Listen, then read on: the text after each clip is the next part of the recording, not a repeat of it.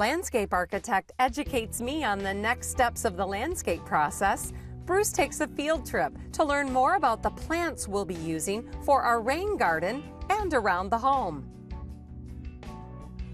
Hey Daniel, how are you? Hey Bruce, it's good to see you today. Thanks for coming out. Oh, it's a great setting. I'm glad to be here. I understand you're going to help us out with some plants for our home. Yes. I took a look at your plans and you guys have done some great work. I really like some of the choices that you've made and that other people are starting to make when considering their plant options, in particular using natives and drought-tolerant plants. And that's something we really wanted to explore here. I think there's a lot of misconceptions about what's considered a drought-tolerant plant or native plant, and we're hoping maybe you could help us out and elaborate a little more on that.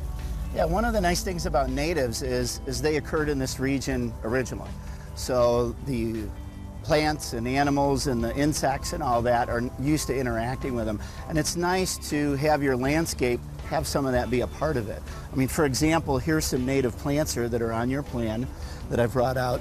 And this is a salvia. And the blooms on this, which bloom in May to June, they attract butterflies and hummingbirds. So that's another nice dimension that you can bring to the landscape by incorporating plants like that while still using a drought-tolerant native plant. This goldenrod, it'll attract a lot of butterflies and also has a light fragrance in the fall, kind of a sweet fragrance. Sounds great. Now, what are some of the other plants we've got here too? I see got some native grasses and things like that here. These are some of the native grasses that you would normally see in the prairie and other areas.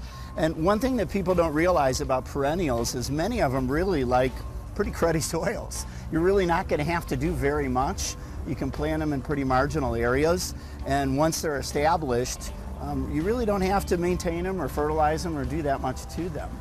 Established is a good word because you're going to need to supplementally irrigate those for a while to get them rooted out and interface with the soil. So I mean, basically these plants have been living in this little pot. It's going to take a while for them to root out and get connected with all the earth around them and be established around their own, so to speak.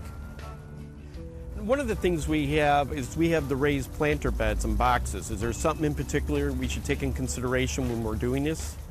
I really like your plan and how you've repurposed the leftover decking materials to create those planters. Everybody on their project should be thinking along those lines, and that's a much more sustainable way.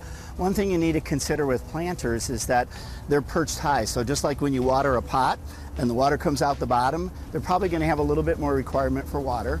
Our frosts here are down to 42, 48 inches, so that could freeze entirely in the winter. You might not want to put a large tree in that planter because it's going to have more area that it needs for its roots, so keep plants at a little bit smaller scale. One of the nice aspects about that is it creates kind of this level sort of access to it, and it's a great way to stage certain things, maybe a cutting garden for flowers, a potager garden for herbs and things like that you could harvest and use for cooking. These are great settings, and from what you're telling, it's not that difficult to do. People, just a little bit of homework and planning ahead can achieve a lot of good things.